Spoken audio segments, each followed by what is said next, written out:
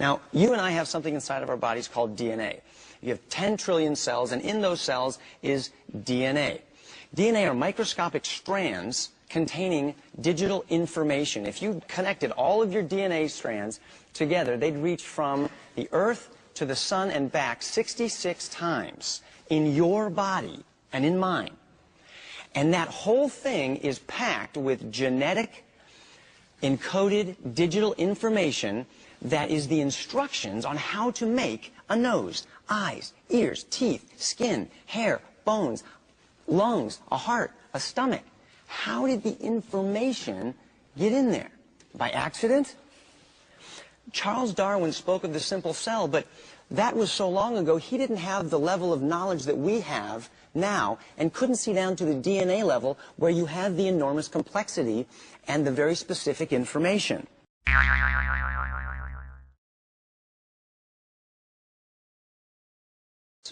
But I want you to keep your eye out for this, because this is what evolutionists have been searching for hundreds of years. All right? And if you find one of these, you could become rich and famous. So here's some transitional forms. This is called the crocodile. Can you see this? God.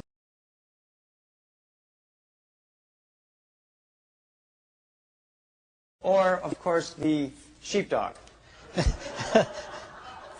You're laughing, of course.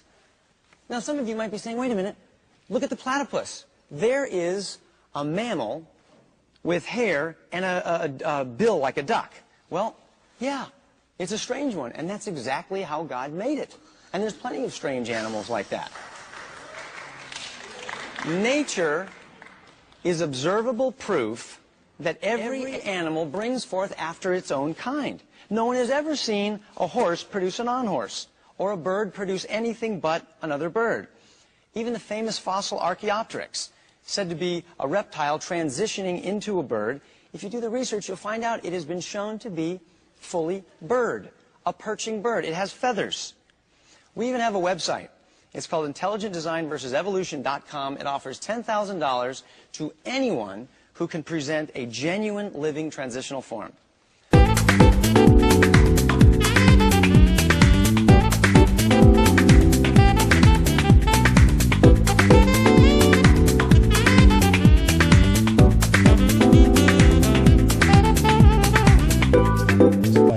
Yeah, I want to start actually. Well, why don't you answer that question first? Well, the gaps, it's actually too easy to answer. I mean, every single person in here is a transitional form. Every single fossil that has ever been found is a transitional fossil. To say anything otherwise is to show the person to be extremely ignorant about the topic of evolution and science. Let me just put to you, though, the argument that they were putting, which is that there is no evidence. This is what they're asserting. Right. There's no evidence for a transitional creature.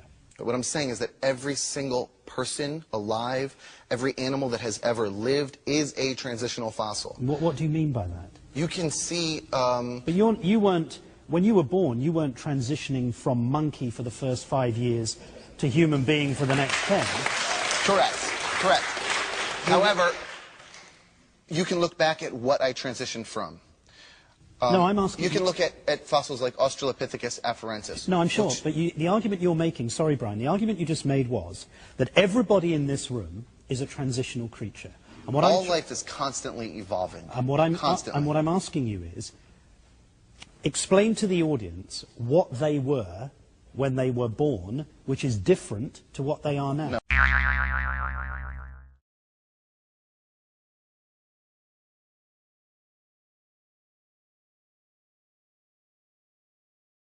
Explain to the audience what they were when they were born, which is different to what they are now. No, that's not what I'm saying. Okay, what I'm saying is that people evolve over time. All animals evolve over time. The claim that there have never been any transitional fossils found. I talked to the American Museum of Natural History this week. They were unfortunately unable to bring fossils here.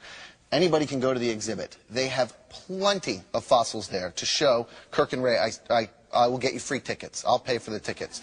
You need to go and see the exhibits. There are plenty of transitional fossils there. Hundreds and thousands have been found. We put together, I figured you would say this because I know this is your stock. rationalresponders.com/evolution proof. Could you give us one now? A transitional form? Just be specific. Well, you Just have to one. go look Just at one. them. Australopithecus afarensis. What's the transitional form from what?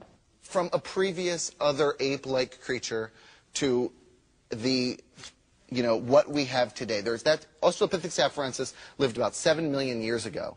There are plenty of transitional know that, fossils Ryan? in between, because you can date it How can it be dated? with, what is it? Radiometric dating. Can you believe that? Okay, we're not going to get into like we're all believing this on faith. Let me go back for one moment, because okay. you can expose the sort of and I don't mean offense, Kirk. I really like you when I use the word ignorance, but when you say that evolution says we start with nothing, and that was how you opened your statement, you actually show that you have no understanding of evolution. That's actually the theory of abiogenesis. That's how all things started. Okay, that's how life started on Earth. Evolution happens after we were already here, after life started. You spoke about an example where the chicken head, and then the Smithsonian exposed it as a fraud. That's a good example of how science works. We learn from our mistakes. Yeah, they got tricked. They figured it out. We now change that to accept what was the fact.